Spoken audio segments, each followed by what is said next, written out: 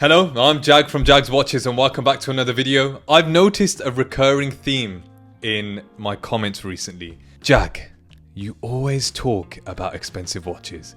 And you know what? Thinking about it, you are right. And I've started to think about why that is. And I think the bottom line is expensive watches, expensive brands, Omega, Rolex, all these sorts of brands excite me. I'm a watch nerd enthusiast and I love talking about them.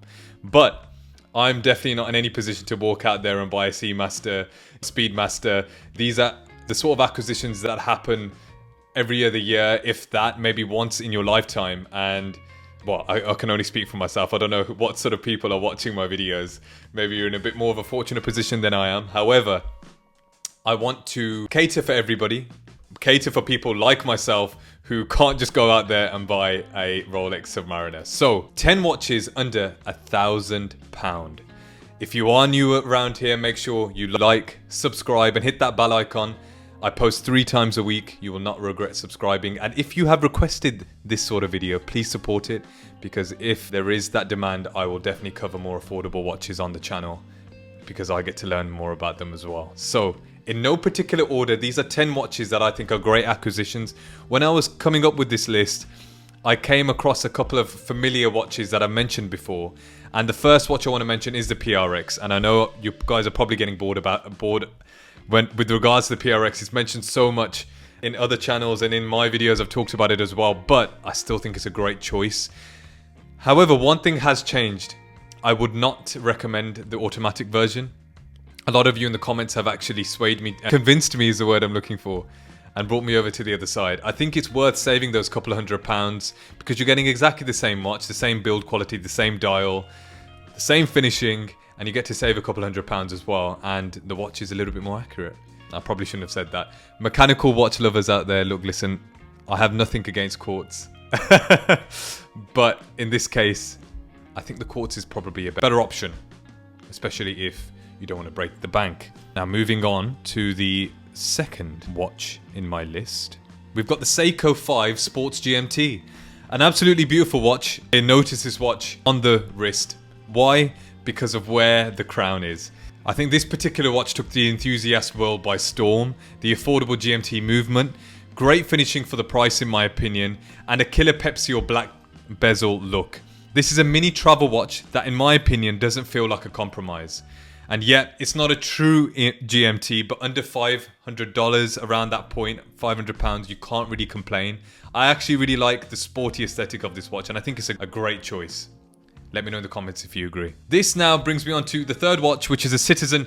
I'm going to butcher this. Tsuyosa. Think of the Tsuyosa as Citizen's answer to the PRX. Integrated bracelet, bright dial options, and a K-shape that stands out in the crowd. And for under $500, around that point, you're getting a great automatic movement with loads of wrist presence. And again, I think there's so many different dial variants of this. You will definitely find one that you like. This one has been trending quite a lot recently, and it's quite easy to see why. Another great option, the Citizen Tsuyosa. Moving on to number 4, a watch I have mentioned before on the channel, a classic. For around $100, £100, you can't go wrong with the Casio G-Shock GA2100, also known as the CasiOak. It's a budget beast that keeps on giving. This CasiOak is still one of the most loved entry-level G-Shocks out there.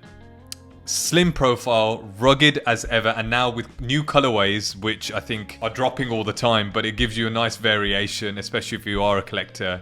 This is almost your canvas, and if you're into modding, do what you want. Have a field day. And it's around under 150 most of the time now, so it's a great value proposition in my opinion. Now, moving on to another watch, which I actually really like. It's the Timex Q Reissue. Retro vibes, I'm a sucker for vintage aesthetics.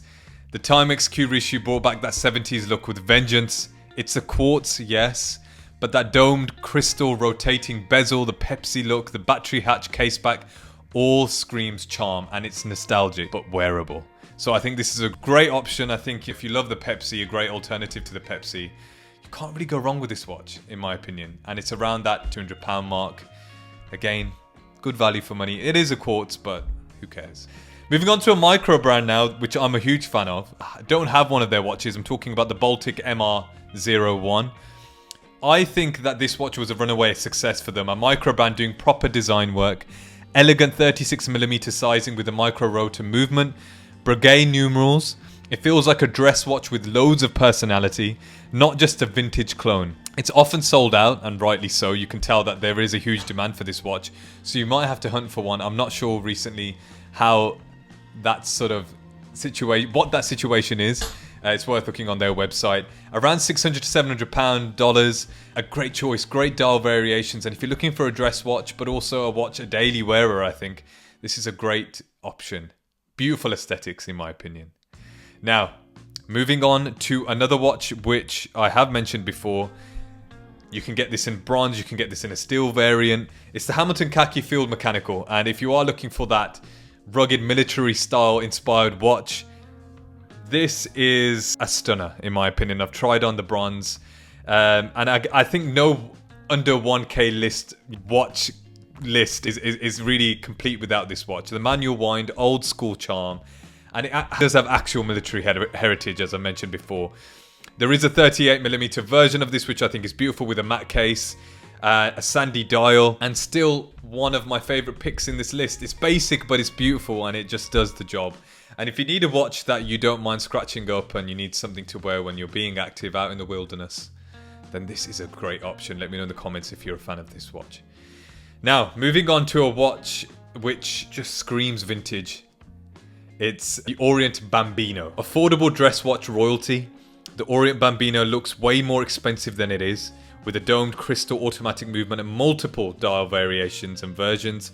I think you're spoiled for choice with this one. If you want to dip your toes into classic watch design, start here. And I really think this watch looks way more expensive than it is. This is around the $200 mark, £200 mark. Probably can get it for less on the grey market, on the pre-owned market. I think it's a great option, and I love the look of this watch. Moving on to the 9th watch now in the list, we have the Laurier Falcon III. Laurier just gets the neo-vintage formula right. The Falcon III is a compact, super wearable, and built to take a beating. Acrylic crystal, Miyota movement, and serious retro charm.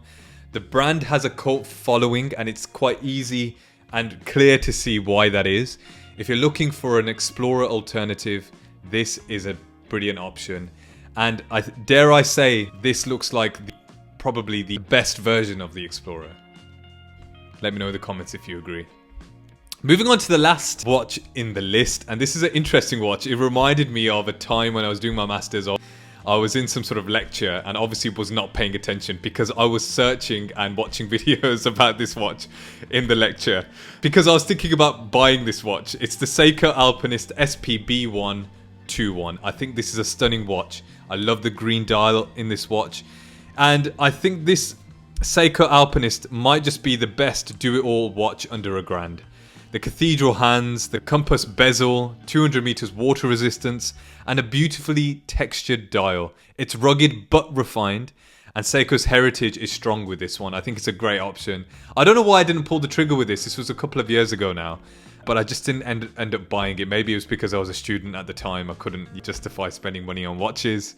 Maybe some of you can relate, and maybe some of you are in that position now. But for around $700 to $800, it's a great watch, and it's a lot of, I don't know, I think it's a hell of a watch for the price. It's a great value proposition, and a lot of Seiko heritage with this one. So there you have it, 10 watches under $1,000. Let me know which one was your favorite in the list, and let me know if you want me to do more content like this, because I know, and I put my hands up, I talk about very expensive watches that, just like me, a lot of you watching probably can't really consider buying. But nevertheless, me being a watch nerd and enthusiast, I love talking about watches that I can't buy. If you've enjoyed the video, as usual, please do like and subscribe. It really helps the channel. And make sure you hit that bell icon so you don't miss out on a video. As usual, I have been Jag from Jag's Watches. And remember, timing is everything, and I'll see you in the next one. Peace.